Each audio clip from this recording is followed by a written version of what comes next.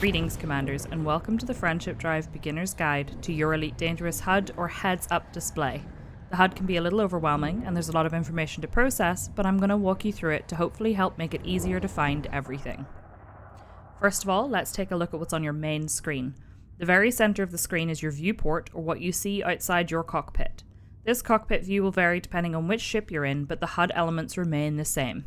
When your hardpoints are deployed, you'll see a list of the weapons or utility modules in your current fire group listed here along the side. Some modules, including discovery scanners or detailed surface scanners used in exploration, will require you to switch from combat mode to analysis mode. You can find this setting in key bindings under Switch Combat Mode, but we'll talk more about that in a future video. Beneath this, you'll see your scanner or radar in the very center of the bottom HUD. Other ships show up as a small square icon or a triangle when their hardpoints or weapons are deployed. If the ship is flown by an NPC pilot, it will be displayed as a solid shape, whereas other players are hollow shapes on the scanner. A line connecting to the ship will show you whether the ship is up or down relative to your position in space. Orange ships are neutral, whereas friendly ships show up as green by default, and enemies or aggressive ships as red. Your wingmates will show up as blue icons. If the icon is white and flashing, it's shooting at you. Collectible items in space will be grey. There are other colours and indicators here, but those are the basic ones that you need to know about for now. Your scanner is flanked by two bars. The one on the right is your throttle, which shows you a bar and a number representing your current speed, and the bar also displays if you're in reverse. You'll also see a blue manoeuvrability indicator on the inside of this bar. Setting your speed level with the inner bar will make you turn more efficiently and also prevents you from overshooting your destinations in Super Cruise. To the left of your scanner is your heat bar, and while you probably won't encounter too many issues with it up front, it's useful to note its location. If you hit 100% heat, it's a good time to think about backing off from whatever you're doing, as much higher than that and you'll start taking heat damage to your modules. Immediately to the left of the heat bar, you'll see a small circular icon which represents your compass. This only displays when you have a destination set. Your destination will be a filled in little dot on the compass if it's in front of you, or a hollow dot if it's behind you, and will move around in the compass relevant to your position to help you locate your target. It's also worth noting that when you enter a space station, the compass automatically updates to your landing pad location, so you can find it if you get a little turned around. Here we have a small holographic representation of your target, be it a ship, station, stellar body, or another star system. If your target is a ship, the blue rings around the hologram are their shields, which will drop as you damage them. The bar beneath the hologram is their hull strength, which is also represented by a percentage and will start to drop after their shields are down and you do damage to their armor. There's additional information about your target to the left. If your target is a ship, for example, it'll tell you their name and ship name, faction, and whether or not they're wanted. You'll get additional information about anything you target here.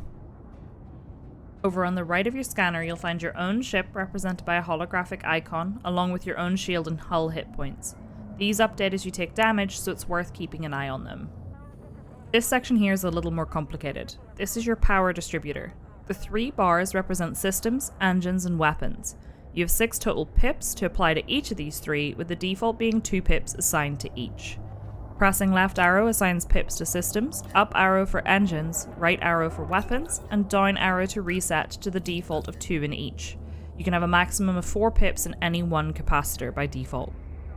Systems provides power for your ship's shields and other ship systems, for example chaff launchers or shield cell banks. Pips and systems will increase your overall shield strength and speed up shield and other systems recharge rate. Having no pips and systems will prevent recharging. Engines is where your ship's thruster gets its power, affecting your maximum speed and maneuverability range, represented by the small blue section on the inside of your throttle bar. Boosting also drains your engine's capacitor, and pips being assigned to engines will speed up its recharge, allowing you to boost more frequently. Finally, weapons is for your ship's hardpoints. Pips and weapons will prevent your weapons from overheating as fast or allow them to cool down faster, which directly affects how long you can engage with your weapons.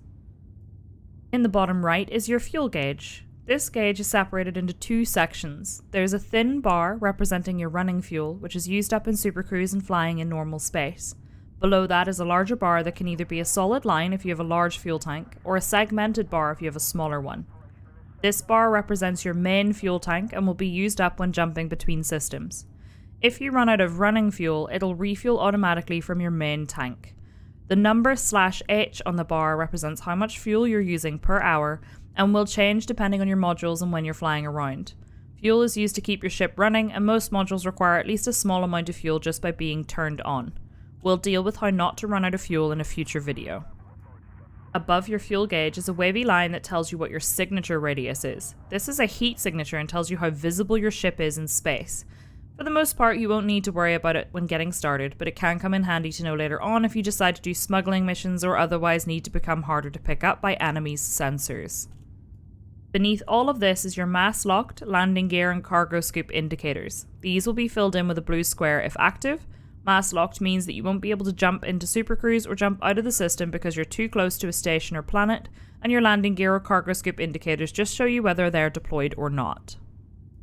The only other HUD elements that are on screen all the time now are your comms section in the top left, where all your communication with other players happens, and a general info panel in the top right. Now let's go in depth with the other panels you can access whilst in your ship. In the left-hand interface panel, you'll find all your navigational needs. The first tab lists the stars, planets, moons, stations, and other bodies you can find in the system you're currently in, as well as neighbouring systems. The symbols on the left give you some information about what you can expect to find in the area, for example if there are combat opportunities. Selecting one of the locations will also give you some additional information and a list of activities. If you have a mission in the system, the location will be highlighted to show you where to go. At the top of the navigation tab, you'll also see your current route and how many jumps are left in it, if you have one set. Selecting the filters option on the left allows you to toggle different things on and off. This can be useful if you're in a system with a lot of asteroid clusters, or after the recent update if there are a ton of player fleet carriers in system. The next tab, Transactions, will give you a list of any outstanding transactions you might have. This includes outstanding missions, any bounties you have to collect and their location, or any fines you have against you. The third tab, Contacts, gives you a list of all nearby contacts. This could be other ships, stations, or FSD wakes which are left behind when someone leaves the local area. Once you scan a ship in this list, you'll also see some additional information about the target here. The final tab is your Target tab. Once you've scanned a target, you'll see a list of sub-targets here, and if you have a manifest scanner installed, you can also see what cargo the target is carrying in case you wanted to be a pirate. You can also target a specific module if you'd like to try and take it out specifically, such as the ship's power plant. It's worth noting there is an additional key binding that allows you to target sub-targets from the main screen without having to go to this menu, but we can talk about that later. The right-hand interface panel contains a lot of information about you and your ship.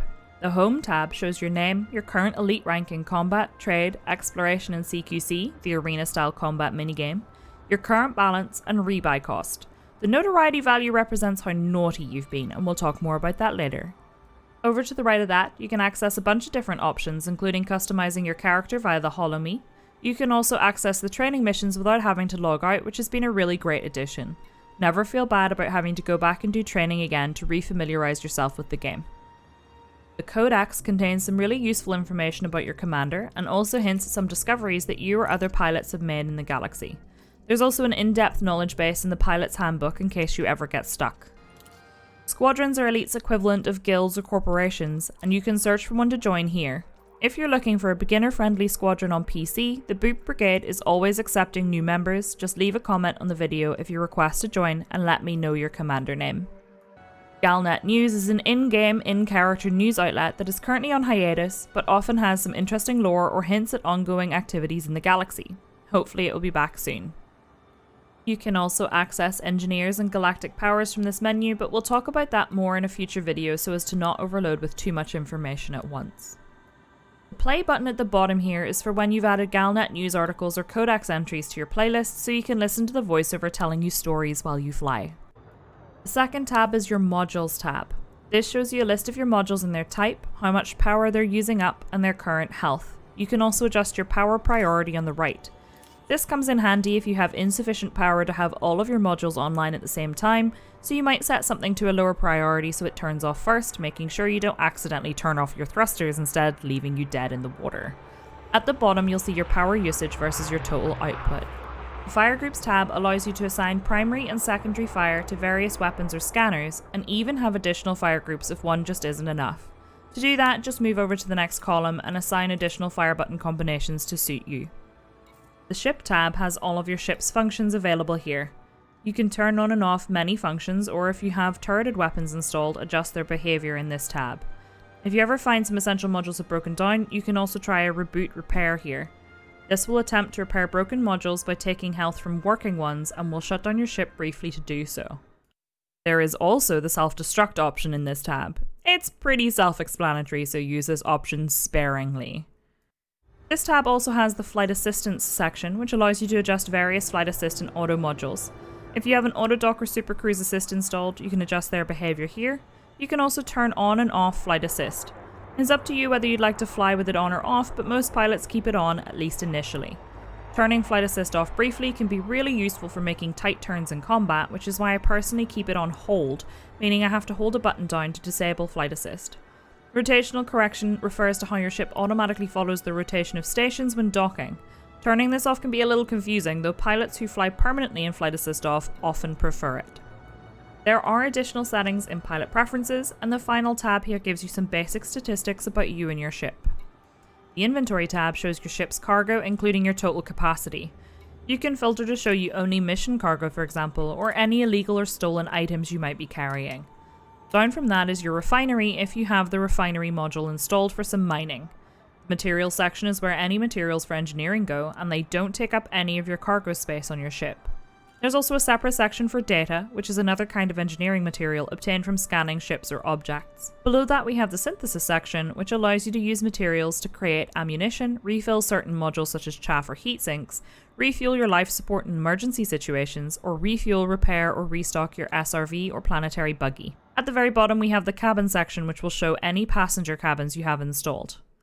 The next tab is your status tab, which gives information about the factions of the system you're in, including not only the faction's economical and security situation, but also your reputation with them. Higher reputations will unlock additional missions. The next tab down shows your reputation with the galaxy's superpowers. Increasing your rank with Federation and Empire gives you access to certain exclusive ships, and you can track that here. Below that is the session log, giving you history of what you've done in-game in your current session. Then we have the Finance tab to show you your current credit balance, insurance rate and rebuy cost. And finally, you can find a list of all permits you currently have here. Some systems in Elite require you to have a special permit to access, which you can gain by completing certain requirements. The final tab here is your current playlist, which we talked about earlier. In the top left, you have your comms menu, which shows you chat, your inbox, a general social options tab, including the ability to queue for CQC matches from within the game, and a history tab. Next to that is your squadron feed, which will give you a list of squadron updates if you're a member of one. Finally, there's a settings tab with some communication and social options to enable or disable at your leisure.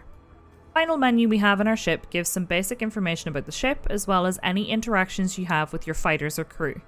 This is also where you'll deploy your SRV when you land on a planet's surface by selecting the SRV and selecting deploy. And that's the basics of the Elite Dangerous HUD. There's a lot of information to process on your screen at any one time, but over time you get used to it. I hope this has been helpful. Future videos will include chatting about the different activities or careers in Elite, a basic flight and combat guide, and many more. If you have a specific topic you'd like to see a video cover, please let me know in the comments and I'll do my best to put something together. Fly safe and keep that friendship drive charging.